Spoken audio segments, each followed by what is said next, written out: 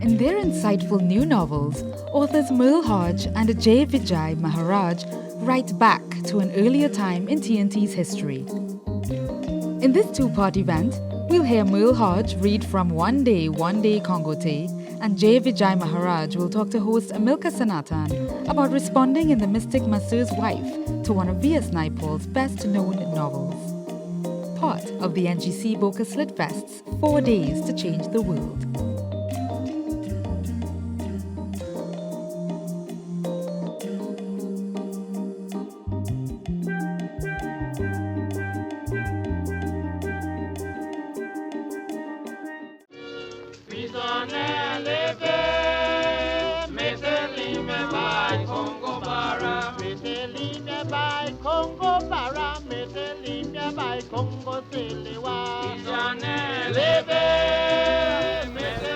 Hi, my name is Merle Hodge and I am the author of the novel One Day Congote, from which I am going to read 2 excerpts. Gwyneth is the central character of the novel. She and her sister Viola live with their mother in their family home, and Gwyneth runs a little school at the back of their house. The year is 1940. The more Mama went down in age, the clearer it became to Gwyneth that she couldn't keep up the school and look after Mama and be chief cook and bottle washer in every Mothers' Union undertaking. She was also helping with choir practice, 2 Saturdays in every month. If Gwyneth wasn't there to play the organ, Mrs. Knight insisted, the choir took a long time to get into voice, then the younger members would start skylarking, and in the end, nothing was achieved. Every time Gwyneth hinted that somebody else could come out of their house on a Saturday afternoon and accompany choir practice now and then, for she was not the only living soul in St. Hilda's congregation who knew how to play the organ, Mrs. Knight would become a little sulky and almost wouldn't speak to her. November would make it 2 years since St. Hilda's Mothers' Union had given Gwyneth honorary membership, over the objections of Mrs. Peer, Mrs. Gill, Mrs. Innes, and Mrs. Ferguson, who all felt that Miss Covey should not be given such an honor because she had a past. Gwyneth's thoughts drifted back to the evening when Erlene came over to give her the score. Gwyneth listened with a wicked delight, picturing what Valda Peer's face would look like if she could overhear Erlene's report. She would have been most offended, for Erlene translated what Mistress Peer had said at the meeting into language that would never come out of Valda Peer's hoity-toity mouth if she could help it. Mistress Peer say, don't forget what it was that woman did get herself mixed up in, and furthermore, the man didn't good coal in the grave yet before she take up with her next rab, gone in Kingsport and live with he if you please. Some say she father did put she out. Then when she do get a decent man was like casting pearls before swine. How she go appreciate a gentleman like that? Kobo can't eat sponge cake. She did done no spring chicken already. But that woman so lucky. She could have married this man and go up in England with he to see about he be time he studying. But no, Mamselle refused. She ain't want that. And what you expect, the man go and study and come back with white wife, and Gwyneth Coffey never get a husband. Everybody know Mothers' Union is for mothers, decent married ladies, not for any and everybody, Mistress Peer say. And with that, she throw katai for me, Janice, and 2-3 others were living in sin. And Mothers' Union is for Anglican ladies, she say. The woman is a Catholic. Gwyneth Coffey never christened in an Anglican church. Then Mistress Knight put up she hand and say, Mothers' Union is not for we to move along one another. None of we in here could hold a candle to Gwyneth Coffey. And I vote in favor of the motion. And Mistress Pierce say, here Erlene put on a hoity-toity face and voice. Mistress Pierce say, well, I'm afraid I'll have to vote against. Gwyneth and Erlene collapsed into a laughing fit, gasping for breath and wiping their eyes. Gwyneth laughing, but at the same time asking herself what Nancy story Valda Peer giving people about her and Gaston, that old Mako, always know everybody business or think she know. As for the next rab, clearly she didn't know anything about him, for had she known, that was something she would have been most happy to run her mouth with. Loyal, selfless Ainsley. Valda Peer didn't know the half of it. The same Valda Peer, who had voted against letting Gwyneth into Mothers' Union, was nowadays throwing words for her that Mother's Union falling away because Gwyneth Coffey not pulling her weight. The gall of the woman. First, you don't want Gwyneth Coffey in your Mother's Union. Now, if Gwyneth not there, Mother's Union can't do a thing. Look at the jumble sale in April month. A jumble of confusion. And whose fault? Gwyneth's. The same Good Friday Boboli Gwyneth, because she couldn't be there to help organize it from start to finish. And the latest charge that she, Gwyneth, was the one to blame for the uproar in the July meeting that nearly mashed up Mother's Union for good. A surge of dismay soured her insides. Philip. She had not kept her promise to Philip. Was no more than a fortnight after the meeting in July that Philip turned up on her doorstep. The meeting that ended up in Kankalang over Valda Pier and Esme Gill and that cabal running them out on Bajon boys and rabs in tongue-beaten iron and what the authorities should do with them. Now it was nearly September, school vacation coming to an end, and she had not found the time to keep her promise. With the reopening of school, she would have even less time. By now, Philip and the other boys must be thinking that she didn't really want anything to do with them. They would be well aware that some people bore ill will towards the Iron Bands, and they would have heard about what happened to the St. Paul band. She must get a message to Philip. She would have to go and hear them. She would have to make the time. For the past 2 or 3 years, Gwyneth had been singing a weary song. Enough, this is the last. Next year, God spare life, I am closing down the school. Time to rest my bones and look for pension. These rambunctious little imps will kill me. Pension, Viola would snort. Better you look for a husband. You have some years still before they will give you pension. So close down the school and do what until then? Beg your bread by the side of the road? And to Ollie, Viola said, talk, pure talk, only mouth. More they rambunctious, more she loved them. Gwyneth wouldn't know what to do with herself if she didn't always have some little imps around her to make her fret and cluck like Mother Hen. And is not she that thinking about starting a Cub Scout pack and a brownie troop right inside here? Every year Gwyneth swore it would be the last, but every January first day of school, there would be a little crowd of women outside the front gate, each with a newly scrubbed child. Little girls with their hair tightly plaited and beribboned, little boys shorn almost to baldness, tender faces upturned and shining with coconut oil. They waited patiently for Teach to appear in the gallery. She would look out, sigh unconvincingly, and direct them to the back gate on Wilson Street that opened into the backyard. To the second excerpt, which is to do with a quarrel over the choice of a patois name for a group Gwyneth belonged to in her younger years. The Mothers' Union meeting of July 1940, where Gwyneth had a run-in with Valda Pier and company on the topic of iron bands, threw her back to the arguments that had flared up from time to time in Mundemem meetings, especially the one in June 1918, where she suggested that name for the group. Her suggestion touched off a serious quarrel, and some of the members never came back. The ones who had looked aghast or fixed their faces into a sneer before they made their views known. Hog language, said one. Glorifying backwardness, said another.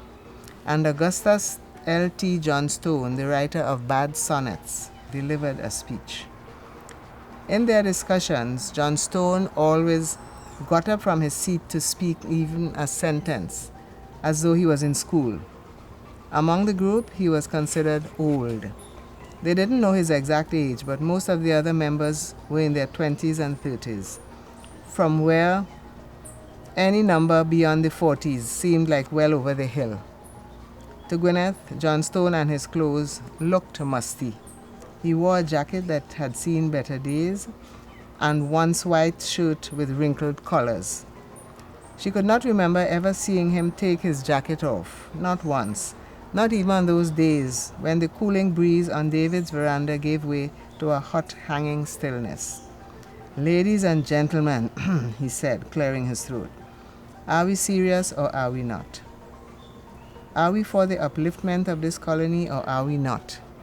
If we are, then we cannot look down into the pit of ignorance to find a name that befits our standing and our noble purpose.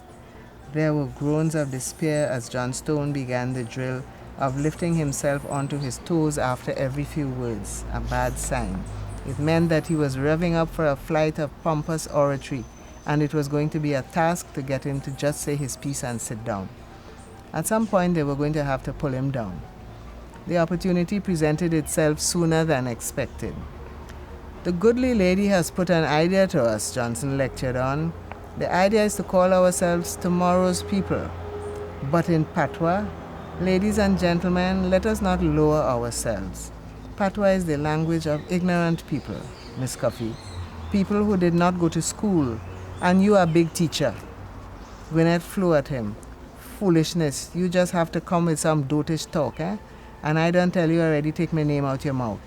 Then in a low grumble, damn old Jumbie. Johnston looked towards David. Did you hear what she just called me?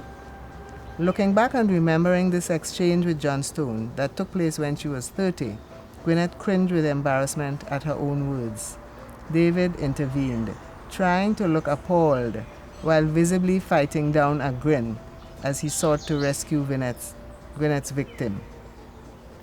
Ladies and gentlemen, comrades, let's keep it friendly, please. Gus, you have 2 more minutes. Your idea is not a bad one, Miss Coffey, Johnstone continued. If we translate it into proper French, or better still, Latin, that would be a fitting name for a group of intellectuals looking to the future, not some uncivilized illiterates from a barricade. Johnstone's speech was cut short by the indignant howls that came from most of the people present, but he and some others failed to see what could possibly be so wrong with his comment.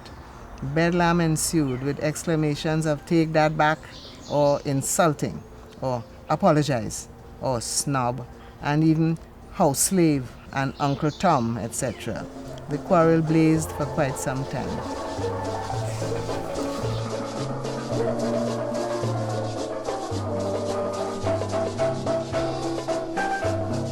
That was, and it's always great to hear from Merle Hodge, Dr. Merle Hodge, that respected Caribbean writer, and was taking up a very important mentorship role with many young writers as well. And of course, I want to welcome us all to the NGC Bocas Lit Fest 2022. The theme for this year's festival is 4 days to change the world. In today's session, we reflect on two texts, One Day, Congote by Merle Hodge, and you just heard from her, and then The Mystic Monsieur's Wife by Vijay Maharaj. I'm Amílcar Sanatan, the moderator for this session, and I'm particularly interested in the social geographies, politics, and writing methodologies in these works. We want to think about Caribbean literature and the traditions of writing back by a wave of women writers as we approach the 60th anniversary of independence and ask new questions of our old conditions of race, class, gender, meanings of place, religion, political power, and a personal favorite, Kangalang, as Mulhaj says, the Mhm. Echo, Promise, and Bacchanal. Both Mulhaj and Vijay Maharaj are educators and writers. Both played a role in cultivating the talents of emerging writers and teaching the significance of literary and cultural pioneers. So much love and respect to Mulhaj who came before. And now we will hear from the next author, Vijay Maharaj, and her new book, The Mystic Monsieur's Wife. Well, before I start off with my new book, I want to pay homage to Merle, who was my own lecturer and from whom I learned so much, you know? And that was good stuff because I think that she's talking directly to the idea of changing the world and changing the world through respect for our language. I think that you spoke about working in methodologies, and if there was anything that drove me while I wrote my own, it was the idea that it's high time that we learned how to spell our own. You won't believe how much trouble that gave me. Just how to spell so that people could pronounce it correctly.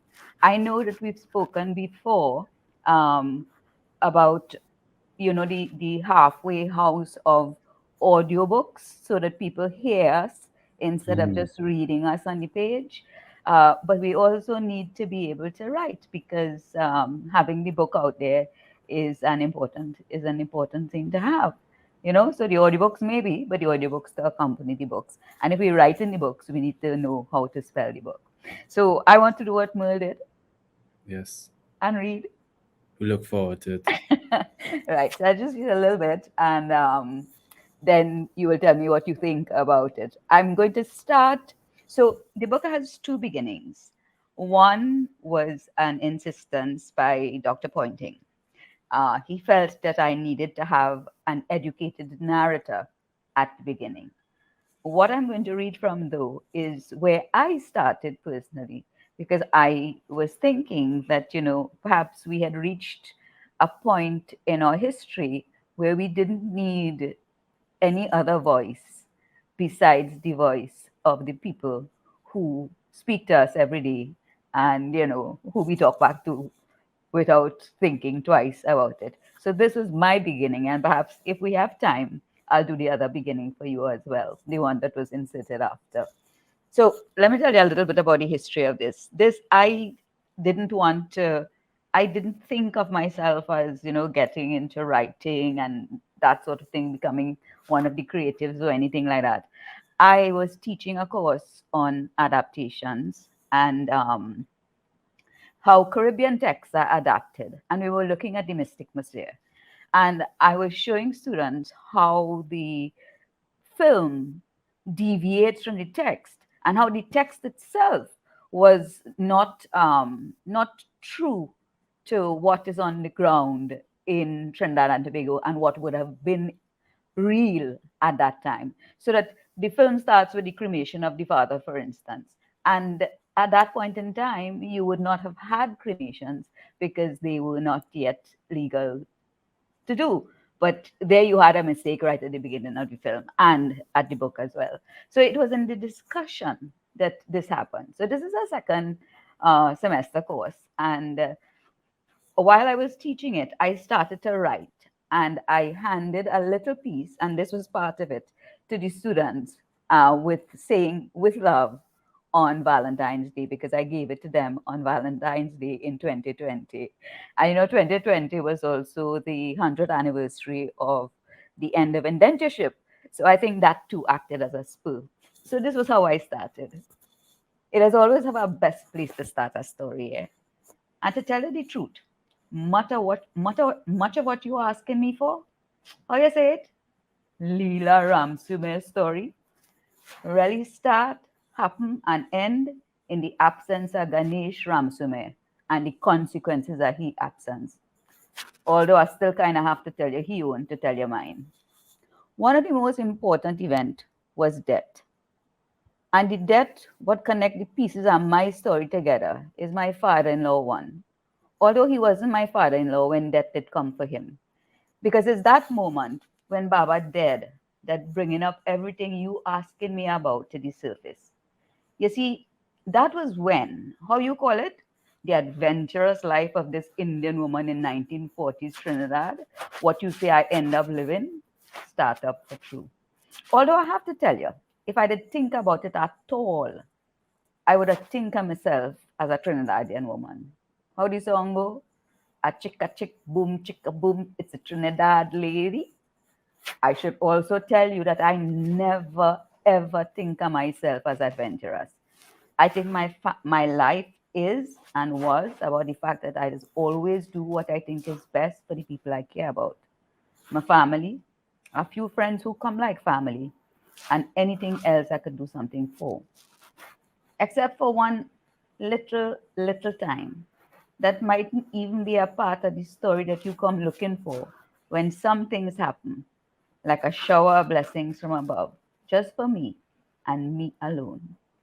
To tell you the story properly, I should really start after Pandit Ramsumir stopped coming in the shop for himself because he say he can't catch his breath by the time he reach back home. So then I start walking up the hill with one or two things for him from Pasha. Mostly what I used to see him picking up for himself from time to time. Pa used to say, yes, go on, carry it, carry it, carry it. It's good to keep an eye on what happening to him. I used to take the things to him as though I obedient to Pa. But I really go in because I want to be with Pandit Ramsumir.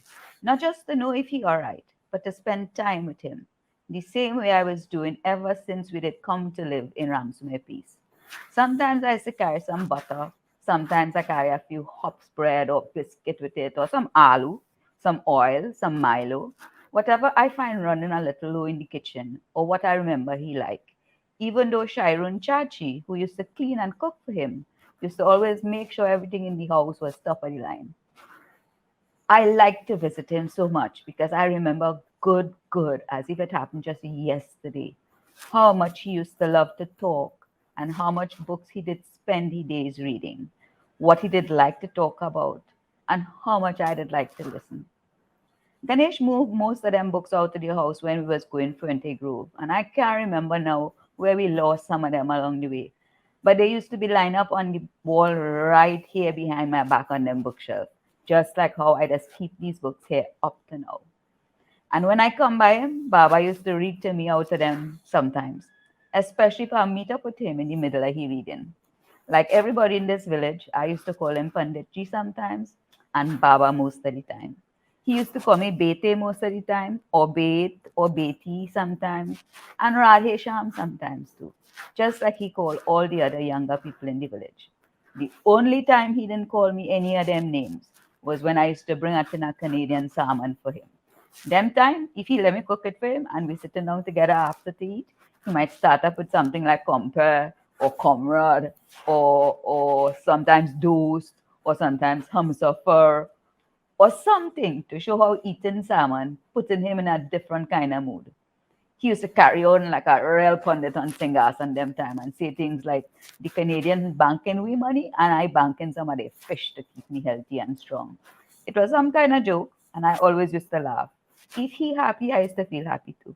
Sometimes he used to remind me, he hums up her, that the Canadian bank and the Canadian missionaries them come here after we start coming from India with their eye trained to save we from hell. And he say, all of them continue to say the same thing from then to now. And up to now, we don't really sit down and talk enough about whether they bring in or trying to take away, and what we should do about it either way. That is the kind of thinking what make Baba take care Ganesh gets schooling. He did want Ganesh to make the future different from what other people did describing for we. Most of the people in Four Ways were so. My father and all was the same. He and Ma sent me and my sister Sumitra Diti to school too. We went to the CM school right here in Four Ways. To tell you the truth, I ain't sure up to know if it didn't matter what kind of school they did go to now. Because all we used to have to read the same captain, J.O. Cuttridge, West Indian Readers, and West Indian Arithmetic, and Captain Daniel, West Indian History. Baba went to the CM school, so he knew, but he must be had his own reasons for wanting his son to go to government school, and he fight up his best to make that happen. Schooling wasn't compulsory and free for everybody, until 1961, just before independence. So if you ask me, that was really forward thinking and behavior on Baba part. I feel like Ganesh inherited plenty of Baba ways because he did have that same kind of forward thinking, maybe even a little too much in some ways.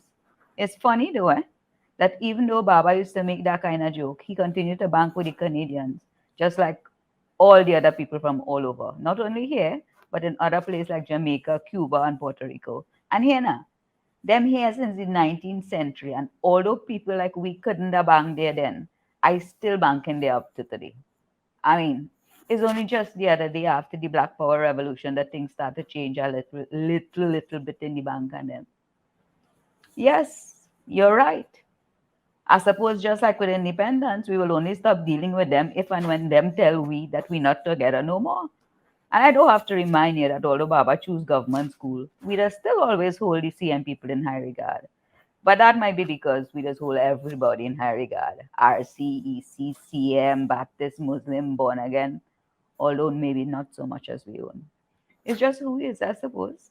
Baba even respect Henry C. McLeod, who's a bank manager. I feel up to now that I'm very fortunate to make them trip up to this house. I still think about as Baba House. I was lucky that I get a chance to be with him like that in them last days of his life. Almost every day, for 2 whole years. But long before that, it was finding Baba that make life a little better for me when Ma wasn't here no more. From the day I meet him for the first time, I start to feel like things going to be all right after Baba did move here and after Pa did move here and open back that shop after Ma and Chokika Duki dead. According to Pa, Duki dead just dead we. Nobody don't know how. When Jordan's son Keston went in the shop in the morning like he used to do every working morning at the 8, it wasn't open and he went back home and tell his father. Jordan come to see for himself, dragging Keston behind him so he could bust some licks on him if he lying. When he sees True and he sees that the door is locked from inside, he try all out to wake up Dookie from outside. When nothing happened, he called them other fellas who was going to work that hour and they break down the door. They find Dookie dead in the bed. But man, the dead from snake bite in the cane field in broad daylight with plenty people all around she. And when it happened, Park Causeway foreman Michael asked for making the woman them pick up trash for loading on the cart to carry to put round the fig plant and them in the fig patch by his house. Everybody used to say that that is where Michael used to hide the things he thief from the estate. He did want to make sure it always have trash on top so nobody would suspect it there. But he did also want to make sure that he could still get them back quick whenever he want them. All our we didn't know what he used to do, but we didn't count.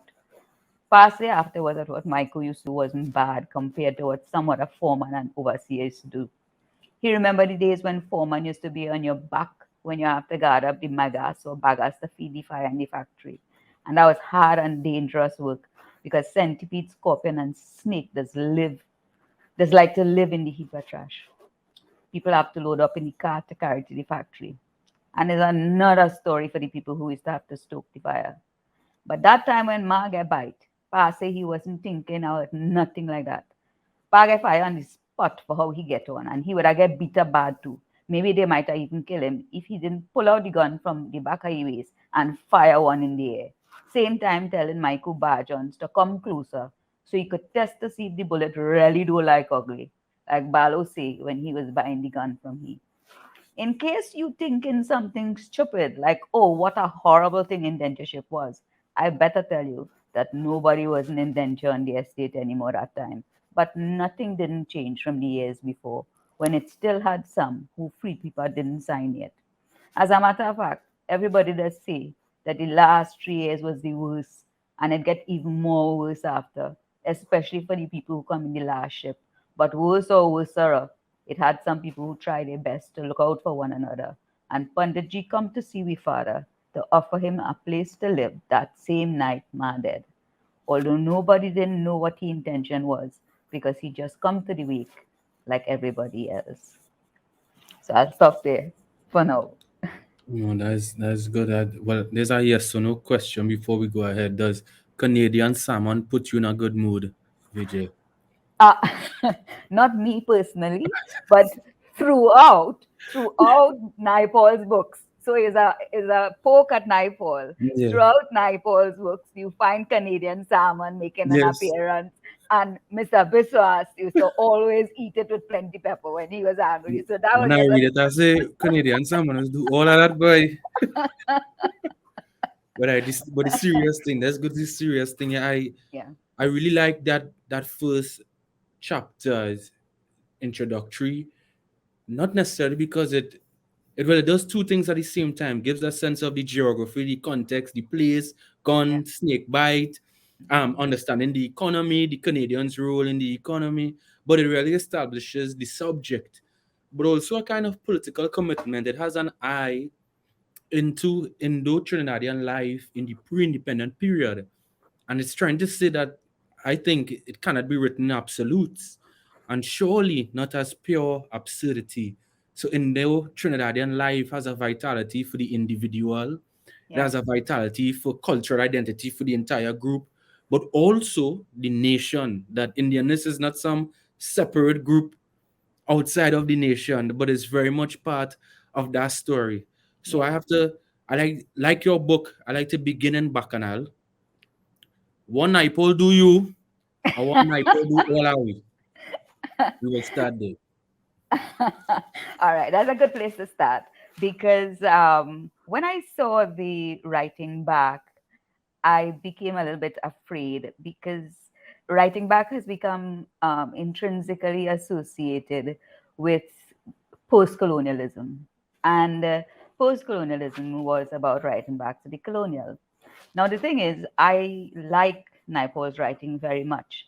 I think that when we get to the later books in particular, Enigma of Arrival, Away in the World, by the time we get to that, Naipaul is doing high philosophy, and we haven't started to unpack it yet. But in the first set of books, he was trying to make his way as a writer, and he made us caricatures of ourselves. So that, for example, we never meet Baba in Naipaul's book. He's simply not there. We see him once, and I use the description, Naipaul's description, in order to describe him again. You know, the black umbrella, the dhoti, the black shoes, the kurta, the topi. I use that and I repeat it again and again to show that, you know, the clothes changed and how Ganesh inserted himself into what his father had left in order to make a way later in the book. So Naipaul did a lot for us. We are yet to unpack it all. And I was very, very happy to discover that I could unpack in this way because I think I would like to do a little bit more of it. Can you imagine how so Mr. Biswa has been unpacked, for instance?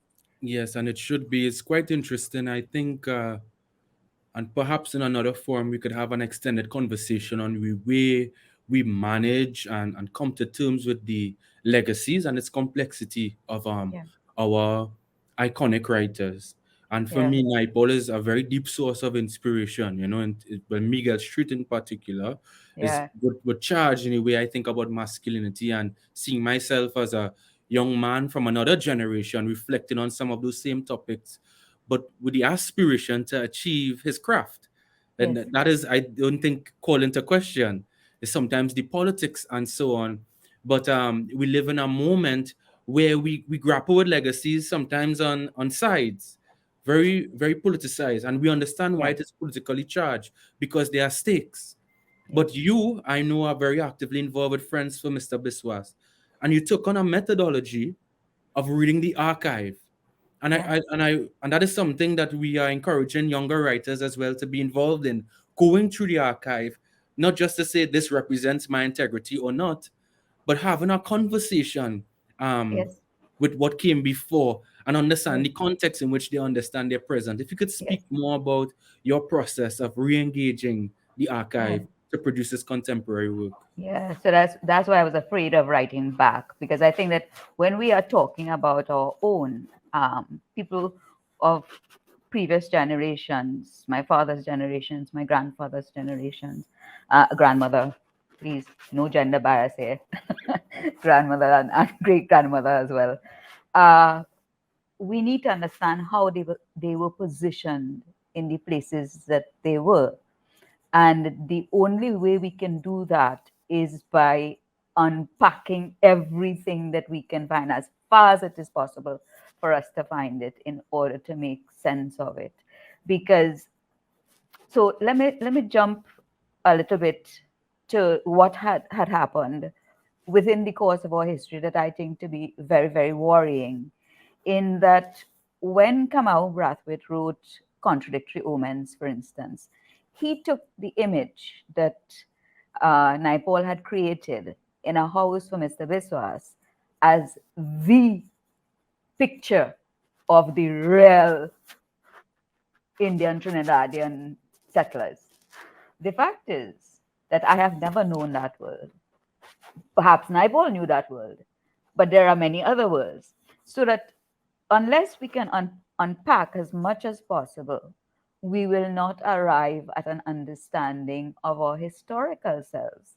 And if we don't know our historical selves, then we are going to be creating a present on a past that is not real. And that is an extremely frightening and dangerous thing to be doing. I think we are suffering from the effects already, and the kind of work that Merle is doing, the kind of work that all our writers are doing, in fact, because I've been looking at many pieces, like what the book that Andaya put together, for instance, how important that is to our understanding of ourselves. that has to be done because it's a matter of recreating the past in a new way so that we can understand better our present now. And you take up a very, I think, specific kind of duty in your work, which at times I could see it is very educational. It explicitly makes reference to an archive, a historical moment, policy, or law. But Yeah, that may seem a bit heavy handed at times, even because it now refers to a hard document. But you do something yeah, much more creative, clever, that looks at cultural memory, which is the use of bajans yeah, throughout the book as yeah, a form of cultural memory that now moves. But you haven't a very extended. It wasn't two lines from a bajan. You put almost the entire song, and that was a yeah. very deliberate choice. I would like to learn more on what drives that. To tell you the truth, the story took over after a while, Amilka.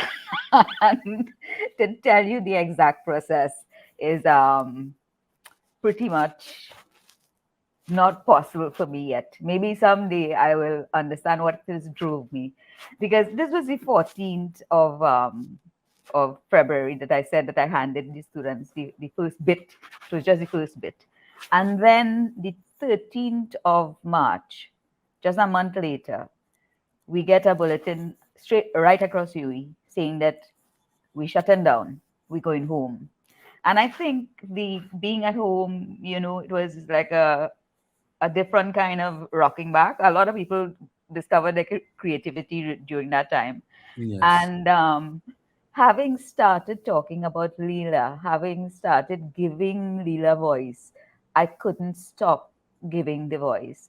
And that voice, because the voice is familiar to me from my own background, the voice kept on singing in its own songs, bringing up different aspects of politics, of our history, of how we have lived, of the infighting that has been going on, of the fighting between and amongst, that came with the characterization. And I think always with art, that is how it starts. Either the setting drives the thing, or the characterization drives the thing, or the plot. Some aspect of the crafting itself drives. For me, it was the characterization of Leela that I wanted, because Naipaul hadn't given us, as he has never given us in any of his work, um, explicit images of women. He didn't try to get into a woman's subjectivity and write about it. Now, I know that there is this big debate and argument about, that you can't write from somebody else's viewpoint. I am not one who appreciates that point of view at all. I think that there are differences. Difference is what defines us. And unless we are willing to encounter and engage and play with difference across, genders and whatever, we can't hope, dream to change the world, to Yes. borrow from Carter a little bit. Yes. Well, actually, that goes exactly where, because I want to probe that a little bit more on social difference. Your work, it speaks to some of the divisions. You talked about the internal conflicts in Trinidad and Tobago. It addresses the way Indianness has been constructed, Indians and their integration into the nation, Indians and allegiances to India, Mhm, religious differences, like subgroups within a religion, denominational groups mhm, within it, the geopolitics, and even some local fraudsters. And you have a character part up. And part up deliberates. This one, it kind of stuck with me. On the yeah, different sections of the newspaper, and he proposed it should close with a religious section. He called it the Sanatanist. mhm, But some of the Arya Samaj communities, you were mhm, sensitive to, and they said, no, let's make this about Dharma, mhm, part of righteousness, as a more inclusive term. So your book, through conversation and interaction with the characters, take up these to understand the complexity of Indian life. It's not just Indians as this group, as a yes, homogeneous group. There are no, different groups with yes, interests yes, and cultural practices yes. that are sometimes not just in conflict, but are negotiated. Why did you really invest in that? I mean, of course, we are better for it, but you Yes. made an investment. It seemed Yeah. you needed to do it. I needed to do it. I needed to do it because over the years, so that took on a big part of the writing of the whole thing. Because over the course of my entire life, I have been treated as though people know me just because they know my background. And I suppose I have never appreciated it because one is always an individual. And beyond that, one has, various differences in terms of like the religious difference there, where you have the Arya Samajas, you have the people who are just wanting to, assert themselves politically. So that they don't care how they do it. They just want to, make sure that they have a place in the world. And then you have some of them like Ganesh, who is really not caring at all. He's just playing around. And you have Leela, the observer of it all. So that I wanted the complexity of that setting for that particular part of the book, because I think it runs throughout, that I try at all times to show the complexity. So like when Leela is walking up the road, and then she discovered that she has to go further and further because she has to carry the cow to get grass somewhere. And she finally ends up making friends with the seamstress, and they remain lifelong friends, and so on. That I think I borrowed a little bit from Selvon in doing that, because that was Selvon's technique. But it was fun to include that sort of reaching across difference on all kinds of levels.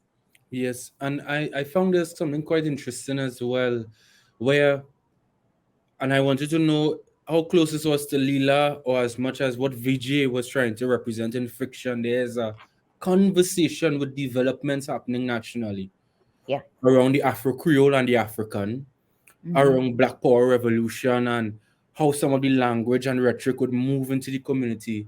Yet I also see a kind of limited interaction between these groups, these very lively communities of Indians with that very African population. So in the book, there's movement in different places in Yeah. throughout Trinidad, and then of course to Into England. Port of Spain. Yeah. Yes, and Port of Spain as well, and then to Hmm. England. But Hmm. what I think it was interesting but enjoyable is to also see that life in some communities closes us off Hmm. from some relations, and when Hmm. we move into others, we always have to kind of renegotiate our place, our standing. We contend with Yes. a very different social order, and Yes. and you were trying to grapple with that, and to have one book with Yeah. so much movement, I found was quite a task. Well, in this case, it was a matter of class, right? So that because of the way that Ganesh and Leela's life developed in the movement to replot, you had that they couldn't interact with everybody because, in fact, they were moving through different classes and up to a class that didn't allow further interaction. And what little interaction they had within Port of Spain itself uh, was very curtailed because they began and remained as outsiders. I agree, and I love that gaze. It's because I think the best work comes not necessarily outside. I never support the exclusion or the peripheral life, but there's a kind of intelligence when we could have some social distance to our own families, our own groups, our own communities. Oh, definitely. I, There's something which I really liked in the book that, I mean, I only talk about what I like. Yes, sorry. Vijay, that's I all want right. to do that first. That's all right. That's all right. Something I really liked. And my living room, or am I in a literary festival? I'm sorry. But there's something which I think is quite interesting for readers, Yes. because there's a very different type of dialogue that happened over the years. We want to look at Mahatma Gandhi Mhm. and the legacy of Gandhi, like Naipaul, and I dare to say that the legacy of Gandhi is not perhaps put under scrutiny or with the level of argumentation that you would have had perhaps on Naipaul, the Satyagraha. You look at Gandhi's role, his iconic role in that period, because India's independence and liberation movements draw on the example of Mahatma Gandhi. Nelson Mandela would do Yeah. it as well. Hmm. And now Gandhi in certain geographies is called into question in a way which I would even admit it was quite different to my upbringing and the memory of Gandhi, which I would have inherited. That Yes. this is an icon, and in the Caribbean, he was used very strategically as a symbol for even African and Indian unity. But Yes. his legacy is complicated on the same question Very. of gender, nation, and race and ethnicity. His life was also complicated. He wasn't Yeah. just an Indian person. He lived in South Africa. He would Yeah. move back and Yeah. have certain engagements with the colonial order. But it's not Yeah. necessarily if Ghana is good or bad. But I want to think about how do you see your work and what you are establishing of the significance of a Gandhi to the memory and the political struggle of Indians here for dignity. How does that weigh into the today's debates around whether he's a symbol of anti-black racism or he or a liberator or very important to nationhood and so on, you know? There's Right. a lot happening around Gandhi now, but there was a Yes. lot happening in the Caribbean for a long while about Yeah. Mahatma Gandhi. Yeah, there has, and I don't know for what reason, but there has been a lot over the past couple of years to internationally about Gandhi. Because as you say, it's not about whether he's good or bad. It's about this is a very complicated fellow who was trying to mesh so many things together, including aspects of dharma or right way of living, and how to use that in order to do something about the colonial order that he was so set against. But some of his personal experiments and so on were so. If you would notice, what I did in the book with him is that I kind of left him alone. So I I just saw that. saw I that. just so that I know the importance of Gandhi to the period, Yes. how people felt about him, how proud people were of Indian independence, and how much that moment in time began to make people think of themselves as Indian. So that's why I had Baba say earlier on that he didn't participate in that sort of thing. Instead, he was just honoring the memory of his mother and father, so that you had that kind of person who was becoming Trinidadian in a different kind of way. He liked his land, he liked his community, he was busy building his community. And then you had his son, and his son becomes involved in this political movement. And for his own self worth, I guess, begins to do this newspaper. And when they can't get advertisements for the newspaper, they simply put in snatches of Gandhi's various speeches. So I Yeah. just put them into the book. So I'm pretty much leaving Gandhi alone because I know that is a very, very big question that will take us a long time to come to terms with.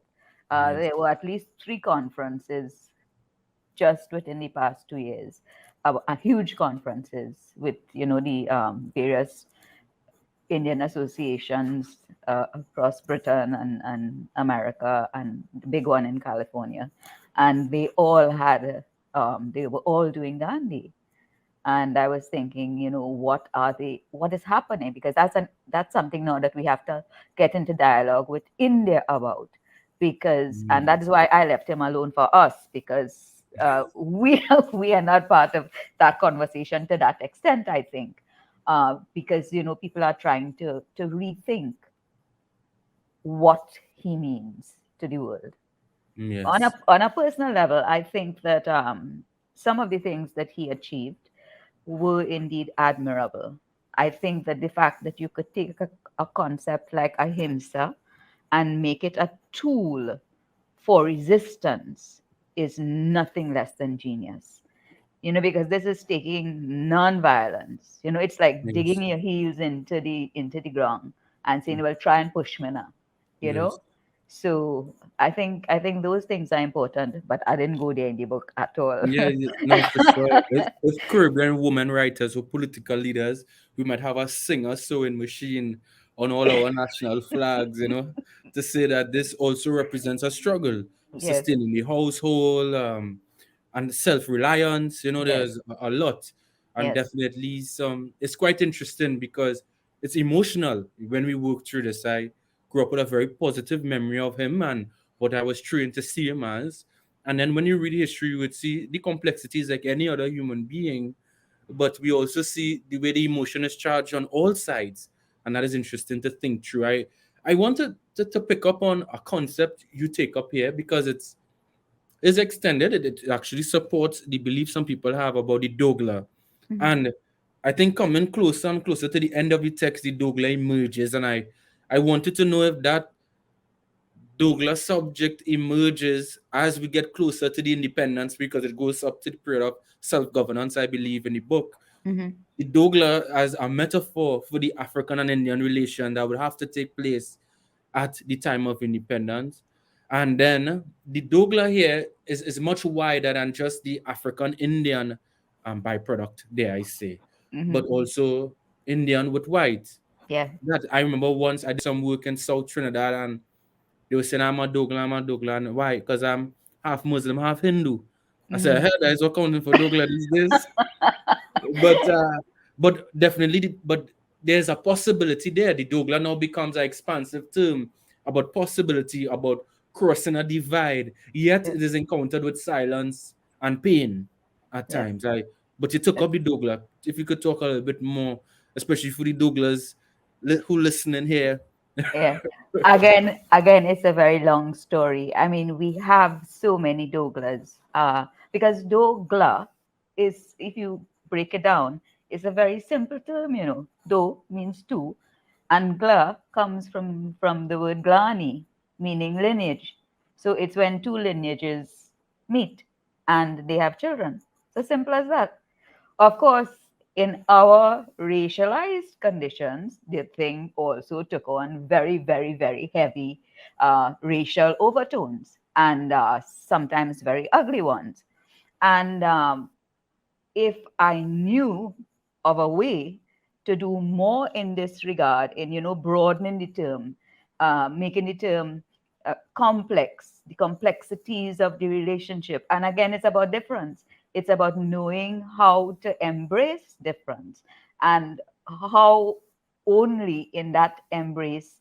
Naipaul puts it nicely in The Enigma of Arrival, in the way that the book is constructed and in what he tries to say philosophically, where if you cannot accept all the various parts, if you even if you can't find all, if you know as much as you know and you can bring them together, then you start to become a whole person. And by the time he had written Way in the World, he was saying that, we always remain strangers to ourselves, because in fact, we can never pick up all the pieces in order. That does not mean that we are not coherent and, living well. So I wanted to complicate that idea of Dogla a little bit. And it's something that I'm going to continue to think about, because I've spoken about it on many occasions, and would like to continue to talk about it, because the at root, that's as simple as it is. Do, to, gla, from glani, meaning Yes. lineage. Yeah. Well, I have one final question, and then I would leave room for you to, give some closing remarks there, Vijay. My question is social mobility and oil. We have the cultural ideals of the Brahmin, the lawyer, the doctor, for Indian men at least, the Mhm. role of religious run education, conflicts over land ownership, funeral rites and burials. You you really comment on the social structures and cultural codes of the time, Yeah. but you take it from the perspective of everyday people, and that is a form of writing back. So what lessons can we draw from pre-independent Trinidad and thinking about the struggle for rights, dignity, and recognition in Yeah. 2022? Well, I think that it's been something that our writers have been trying for quite a while. I think about Salt. I think about Is Just a Movie. That that we need to understand that pre-independence period really well, in order to understand how we began to draw straight lines around along things, and a kind of separation occurred that should not have happened. So, unless we can understand that pre period, then we won't be able to make sense of the zigzag that ended up with those lines that we tried to draw afterwards. So, let's take, for instance, Suji's work on the community centers and how the community centers were part of a worldwide kind of wanting to build communities, but communities can't be built artificially. So that if I'm responding to that idea at all, it is in the community of four ways where people know each other and they know each other very well and can call on each other at any time, and they live well with each other.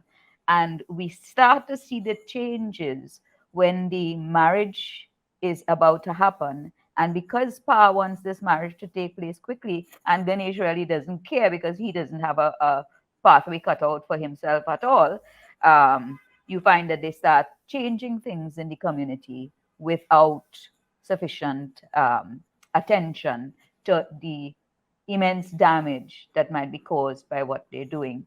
So I think that the pre-independence period had been developing a sort of community life that had grown naturally amongst us.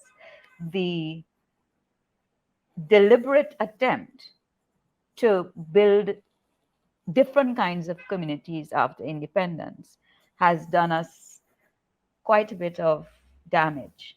And I think that we need to revisit it.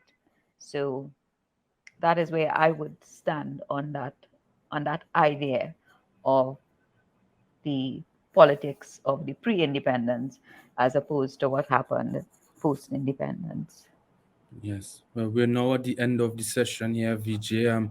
In 1 minute, would you like to leave some words with our listeners? Well, 'Cause I took all the words up front. not really, no. I have enjoyed the session very much. I hope that the session encourages people to read the book. I'm so happy to hear that you liked it Yes. because when I sent it out, I wasn't sure. I thought, this. I wonder would anybody like this as much as I have come to like it because I really enjoyed.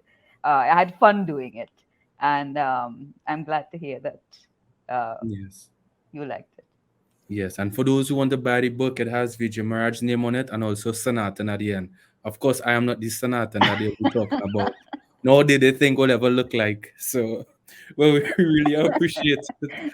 And thank you so much for the opportunity to be with us at the NGC Bocas Lit Fest 2022. Please continue to follow all of the other activities for the festival this year. Have a great evening. Bye. Thank you.